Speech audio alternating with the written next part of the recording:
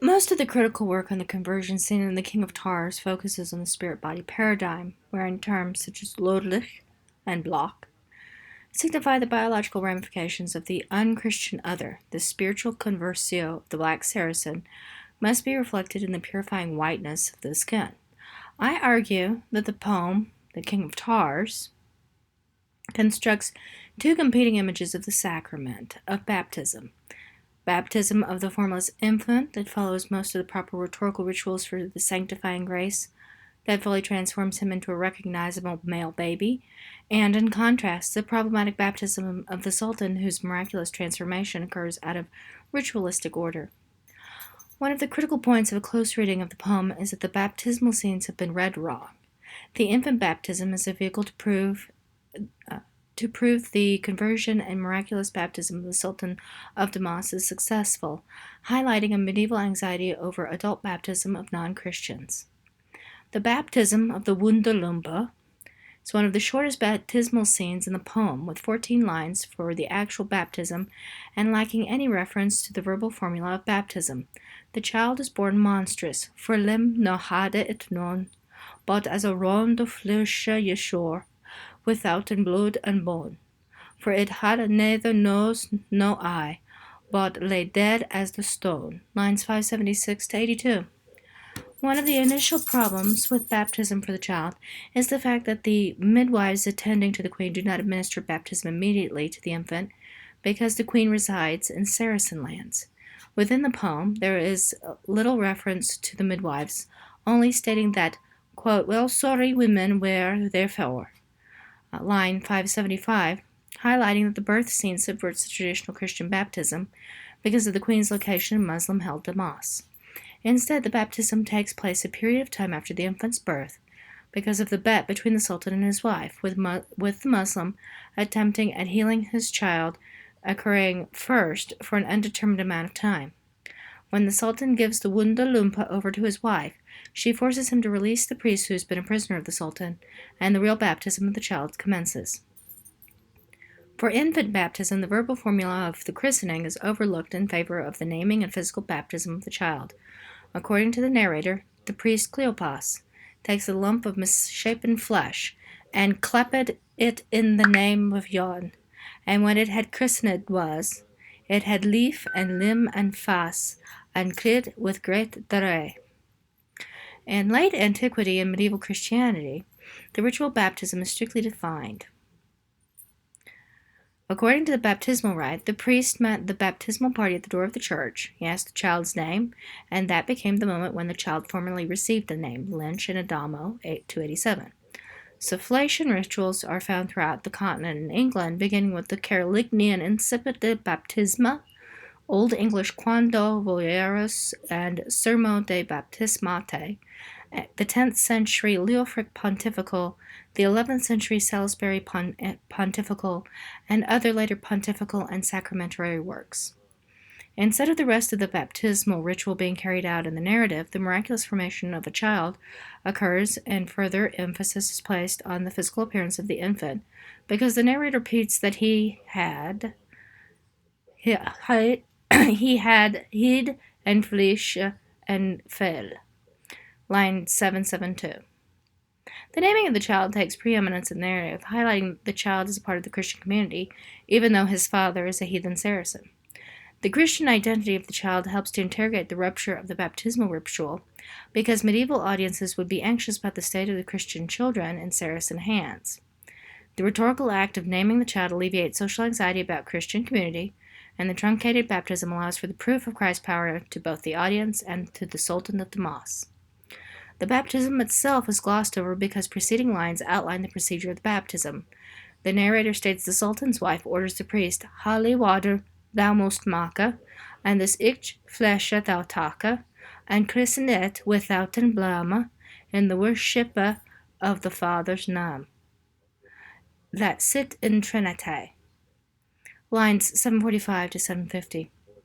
The Sultan's wife knows the baptismal ritual and order of properly bringing her child into the Christian community, which subverts the traditional narratives of masculine-dominated baptismal direction.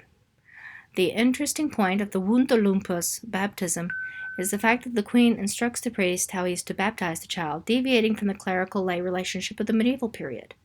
The queen's speech to Cleopas reveals the role of the infant baptism as a revelatory miracle for the Sultan of Damas, because, for through thine help in the stonde, we shall make Christian men of Hondas.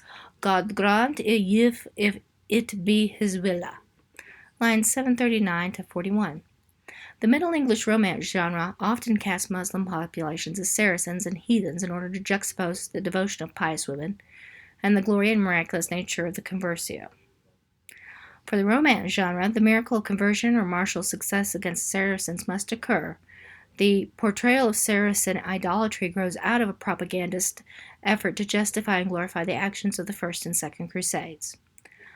Unlike the 15 lines of the Wunderlumper's baptism, the Sultan's baptism takes 36 lines, its length being the first indication of the Middle English preoccupation with adult baptism and conversion. At first glance, the baptismal scene and the general arc of the plot of The King of Tars follows similar poetry about Christianity's triumph over pagan or Muslim characters. The baptismal scene of the Sultan highlights a trope within the Romance genre because the female protagonist becomes the object of her lover's evangelism. The narrator delves into great narrative detail about the preparation before the Sultan's baptism, taking clean water to make holy water, and praying over the water's preparation for the baptismal ritual.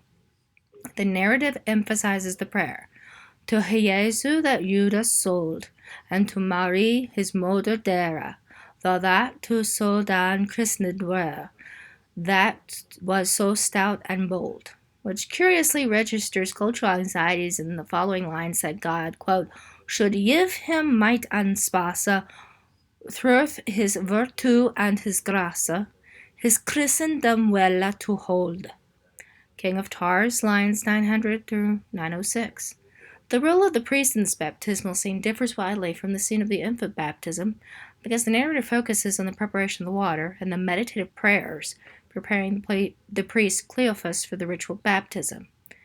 The rhetorical layer of the prayer of the priest in the King of Tars highlights the societal anxiety about the baptism because he hopes that the power of God is able to work through the will of the Sultan to achieve the ultimate spiritual goal.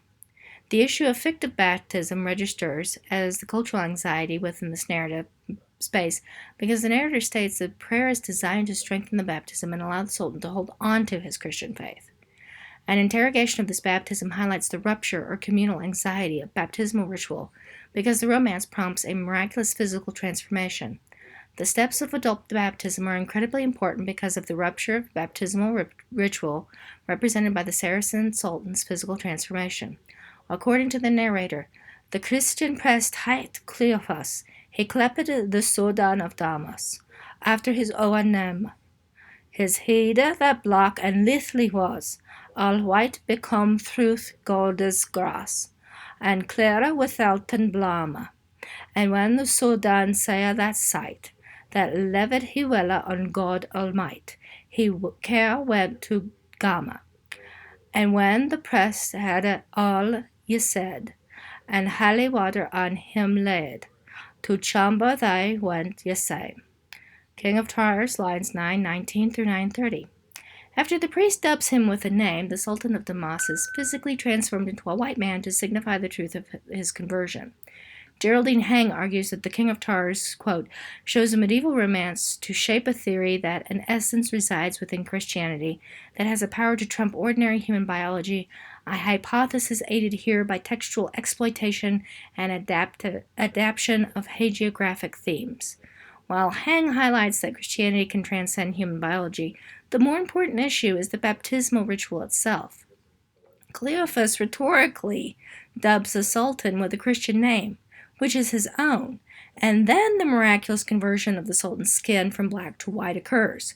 The curious issue here is that the miracle has to occur before the application of holy water or the other parts of the ritual, such as sufflation.